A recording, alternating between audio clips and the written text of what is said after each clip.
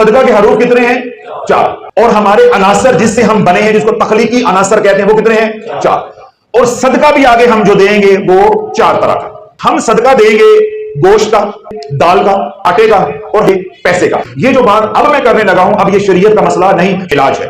अगर तो आपके घर से बीमारी नहीं निकल रही, एक बीमार वो ठीक हुआ तो दूसरा बीमार, वो ठीक हुआ तो तीसरा बीमार, या घर में कोई एक आता है वो मुस्तकिल ही बीमार है और बार बार आप मुख्तलिफ डॉक्टर से टेस्ट भी करवा रहे हैं, पैसा भी खर्च हो रहा है, कुछ समझ नहीं आ रहा। इसी तरह घर के अंदर जादू है, इलाज करते हैं, पढ़ाई करते हैं, तवीज दगा करते हैं, कुछ अफाका हो जाता है, फिर जादू हो जाता है। अगर तो घर के अंदर बीमारी है, बीमारी चाहे बदनी हो, बीमारी चाहे रूहानी हो यानी कि जिन्नाती हो, जब बीमारी का लफ्ज आ जाएगा तो अल्लाह वालों पैसे का सदका नहीं चलेगा, आटे का सदका नहीं चलेगा, दाल का सदका नहीं चलेगा। वो दोगे तो वो शरीयत के मुताबिक सवाब होगा, इलाज नहीं होगा। तो घर को बीमारियों ने देख लिया है तो अल्लाह वाले बीमारी में क्या है? जान जाती है, तो इसका सदका, जान का सदका जान होगी। अमलियात की दुनिया में क्या होता है कि आप जान दे के किसी की जान बचा लो। तो अब जब तक आप जान नहीं देंगे आपका जादू नहीं टूटेगा, बीमारियां आपकी जान नहीं छोड़ेगी, चाहे वो बदनी है चाहे वो जिन्नाती है यानी रूहानी है। तो जान क्या है? आप कबूतर दें, आप आज के दौर में मुर्गी दें, आप हिरन दें, आप बकरा दें, आप वेड़ा दें, आप ऊंट दें, जो आपकी हैसियत है। मैंने ये बात कही, आप यहां से ये बात सुन के बाहर चले गए। अब आप हैं करोड़पति, 5 करोड़ का घर है, 15-20 करोड़ का कारोबार है, 1.5 करोड़ की गाड़ियां रखी हुई हैं। हजरत साहब ने कहा था कि जान का सदका देना है, मुंडे ने 500 कर किताब मुर्गी ते लाया। अल्लाह वालों रत्ती बराबर भी नफा नहीं होगा, शरीयत के मुताबिक वो 500 का सवाब मिलेगा, इलाज नहीं होगा। सदका हैसियत के मुताबिक होता है। अब बंदा करोड़पति है और क्या कह रहे हैं? 500 रुपए दे रहे हैं, ये तो अल्लाह के नाम की भी तौहीन है। अल्लाह ने माल ही तो निकलवाना है, सदका तो बहाना है कि अल्लाह ने माल को हरकत देनी है। जो तूने गरीबों का, मस्कीनों का, बेवाओं का माल दबाया है, अल्लाह ने वो माल तो निकलवाना है, तो तूने फिर वही काम किया। तू है करोड़पति और मुलाजिम को दिया, लाया सदका लाया, पीर साहब ने किया, पीर साहब पे एहसान कर दिया। जिन लोगों को अल्लाह ने नहीं दिया या उनके माली हालात तंग हैं, उनके लिए अल्लाह वालों एक मुर्गी आज के दौर में 500 की लेना वो भी मानी रखता है। और एक बंदा लाखपति है उसके लिए मुर्गी कोई मानी नहीं रखती। इस तरह एक बंदा करोड़पति है उसके लिए बकरा कोई मानी नहीं रखता। अगर एक आमिल के पास आप महज एक बार इलाज के लिए जाते हैं, अल्लाह वो आज के दौर में 50,000 के बगैर तो कोई बात नहीं सुनता। 20-20 हजार, 25-25 हजार रुपया तो सिर्फ वजीफा बताना उसकी इजाजत का लिया जा रहा है। तो अगर 2-3 दम करवाओगे, 2-3 दम का पैसा इकट्ठा करके आप बकरा ले लो तो वो अच्छा नहीं। सदके का मतलब ये नहीं कि मैंने कबूतर का लफ्ज इस्तेमाल किया, मुर्गी कहा तो आपने बस वो पकड़ लेनी है बात। जो आपकी हैसियत है, जितना अल्लाह ने आपको दिया है, जब तक जान के बदले जान नहीं दोगे मसाइल हल नहीं होंगे। महज पढ़ाइयों से, वजीफों से, तवीजों से मसला हल नहीं होगा। दूसरा सदका है दाल का।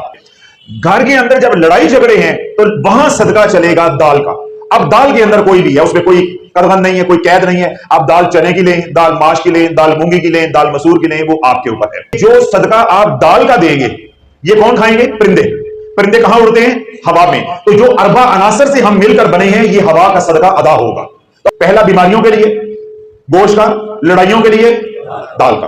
तीसरा सदका है अगर तो आपका रिस्क तंग है, माली तंगदस्ती है, और आप ये समझते हैं जादू की वजह से माली तंगदस्ती हो गई, बीमारी की वजह से माली तंगदस्ती हो गई, या सिरे से कारोबार है ही नहीं है, रिस्क है ही नहीं है, कोई भी उसकी वजह हो, जब माली तंगदस्ती को खत्म करना है तो अल्लाह वालों सदका चलेगा आटे का, सदका चलेगा रोटी का। जितनी रोटी पका के दो, कच्चा आटा दो, ये आपके ऊपर है। जितना देते जाओगे अल्लाह बढ़ाता जाएगा। अब न्यूटन का 3rd लॉ ऑफ मोशन है, हरकत का तीसरा कानून जिसको आप कहते हैं। Action and reactions are always equal but in opposite direction. अमल और रद्दे अमल बराबर होते हैं लेकिन मुखालफ समत में होते हैं। आप इस दीवार के ऊपर गेंद मारेंगे तो वापस गेंद आएगी या सेब आएगा? आटा दोगे तो वापस भी आटा ही आएगा, रोटी दोगे तो वापस भी रोटी ही आएगी, गोश्त दोगे, जान दोगे तो वापसी जान आएगी, दालें दोगे तो वापस में अमन आएगा।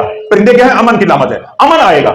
जो दोगे, जिस नियत से दोगे वही वापस आएगा। तो अब हम सदका कर रहे हैं अपनी गुर्बत को दूर करने के लिए, माली तंगदस्ती को दूर करने के लिए। तो यहां सदका जो चलेगा, सबसे ज्यादा जो नफा देता है वो है भूखे को खाना खिलाओ। हैसियत कम है, जब आटा गूंदो अपनी घरवाली को कह दो कि एक रोटी दे दिया करो। और अल्लाह ने अगर कुछ थोड़ी सी हैसियत दी हुई है, हफ्ते में एक दिन खाना पका के 2-4 बंदों का किसी को खिला दिया करो। किसी मदरसे के मौलाना साहब है, मौलवी साहब है, बच्चे वहां पढ़ते हैं, उनका खाना लगा दो कि भाई तुम्हारा खाना हफ्ते बाद होता है, हमारे से ले जाया करो। और अगर अल्लाह ने और अच्छी हैसियत दी है, एक वक्त का खाना रोजाना दे सकते, किसी का मुस्तकिल खाना लगा दो। अपने घर में काम करने वाली मासी है, कोई हमसाए में है, कोई रिश्तेदारों में है, उनका खाना दे दो। और अगर कोई नहीं मिलता, अल्लाह वालों अस्पताल में पहुंचा दो, फुटपाथों पे लोग बैठे हैं, देने वाले तो बनो, उस आदमी दे दो, असी खा लगे। रोटी खाना भी तो मसला है। अगर तो अल्लाह वालों रोटी चाहते हो कि मेरा रिस्क खुल जाए, तो रोटी बांटो, अल्लाह रोटी अता करेगा। कितने सदके हो गए? 3। चौथा और आखिरी सदका है, अगर आप ये चाहते हैं कि मेरा कारोबार खुले, मैं मालूमार हूं, यानी मेरे पास रोकड़ा है, कैश माल आए, तो कैश दोगे तो कैश आएगा।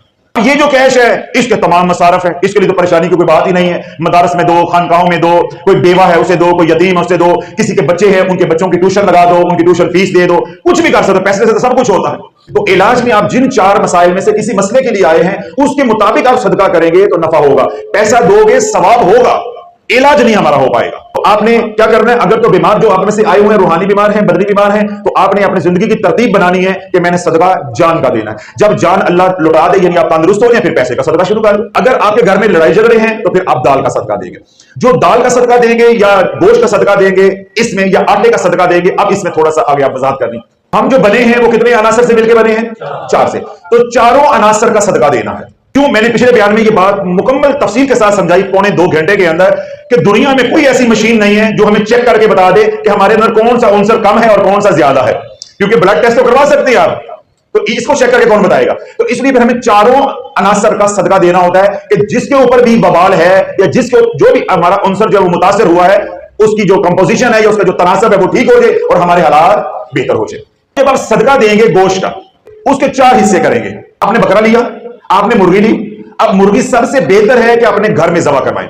जहां खून बहता है वहां से शैतान भागता है, वहां जादू टूटता है, वहां काली नजर टूटती है, वहां हसरत का वार खत्म होता है, वहां जुल्मत खत्म होती है। जहां अल्लाह के नाम पे बिस्मिल्लाह अल्लाहु अकबर वलिल्लाहिल हम्द, बस आपने बिस्मिल्लाह कहा, उसके बाद जो ही अल्लाहु अकबर कहा, शयातीन टूटेंगे, शयातीन जलेंगे, जादू टूटेगा, नजरे बद टूटेगी, हसरत के वार का असर खत्म होगा। आपके घर के अंदर, आपके जिस्म के अंदर जितनी नेगेटिव एनर्जी है ये सारी खत्म हो जाएगी। अल्लाह ने ऐसी हिकमतें तकबीर के अंदर छुपाई हैं जो कि पढ़ी नहीं जाती। कहो पढ़ लो, वो कहते छुरी तो पढ़ी, बिस्मिल्लाह अल्लाहु अकबर वलिल्लाहिल हम्द। जब तकबीर पढ़ी जाती है तो अल्लाह का जलाल उतरता है, इसलिए बिस्मिल्लाहिर्रहमानिर्रहीम मुकम्मल नहीं पढ़ा जाता। जब रहमान और रहीम आ जाएगा फिर बात कहीं और चली जाएगी। इसलिए तकबीर क्या है? महज बिस्मिल्लाह, बिस्मिल्लाहिर्रहमानिर्रहीम नहीं पढ़ना, फिर रहमत का निजाम शुरू हो जाएगा, फिर जमाल का निजाम शुरू हो जाएगा। तो तकबीर डालते वक्त, किसी को मारते वक्त जलाल का निजाम होता है। अल्लाह तजल्ली जलाली फरमाता है, ना रहमान कहेंगे ना रहीम कहेंगे और ना ही तकबीर डालते कमली वाले पे दरूद पढ़ेंगे। तो ये मुकम्मल तकबीर जो है ये जलाली निजाम है। तो जलाली निजाम जादू को, टोने को, हसरत को, हर चीज को, शयातीन को जला के राख कर देता है और तुझे फूल की तरह यूं हल्का कर देगा। एक घर में खुद ज़बा करोगे तो इंशाल्लाह 1-2 मरतबा किसी को ले आओ, आप पास खड़े हो, उसका सवाब भी ज्यादा, तकबीर खुद पढ़ो, 2-4 दफा मुश्किल होगी, उसके बाद आपको समझ आ जाएगी। अब आपने कसाई से करवाया या खुद किया, बकरा किया, बकरी की, मुर्गी की, गोश्त बन गया। अब गोश्त के आपने 4 हिस्से करने, अनासर कितने हैं? 4। अब आपने 4 अनासर हैं तो 4 आपने हिस्सों में करके उसको सदका करना है। एक आप सदका देंगे, फर्ज क्या, पहले आप दे देते हैं पानी का, तो आप गोश्त का कुछ हिस्सा लेके दरिया में डाल देंगे, वो मछलियों को चला जाएगा। एक सदका हमने करना है आग का, तो आप काला कुत्ता या बिल्ली है, कुत्ता या बिल्ली है, उसको डालेंगे। काला सांप है, उसके अंदर जिन्नात हलूल करते हैं। आप वो सदका जब देंगे, कुत्तों बिल्लियों को डाल देंगे थोड़ा सा गोश्त, वो किसका सदका उतर जाएगा? आग का। एक आपने पानी का दे दिया और एक आपने आग का दे दिया। और तीसरा जो है वो जब आप परिंदों को डाल देंगे, वो किसका सदका चला जाएगा? हवा का। और चौथा सदका जो है वो किसी इंसान को दे देंगे, तब भी वो अदा हो जाएगा। और अगर इंसान को नहीं देते, वो आप कब्रिस्तान में फेंक देते हैं, तो तब भी वो अदा हो जाएगा। जब आप अपनी जान का सदका देंगे, जादू की काट करेंगे, तो जब आप वो उतारा करेंगे तो जितनी आपके अंदर नेगेटिव एनर्जी होगी वो सारी की सारी इस गोश्त में मुंतकल होगी। शरीयत की बात नहीं, कोई मौलवी फर्क ना जावे, ये इलाज की बात हो रही है, शरीयत की बात पीछे रह गई। क्योंकि मौलवियों को होता है कि वो पीर साहब के पास उम्मत को लान देने, कब्रिस्तान सुट के आना है, पानी सुट के आना है, तो ये इलाज की बात हो रही है। जब आप पहली बार सदका करेंगे अपनी जान का, तो उसमें क्या होगा कि आपकी सारी नेगेटिव एनर्जी, सारा जादू, नजरेबाद इस गोश्त में मुंतकल होगा।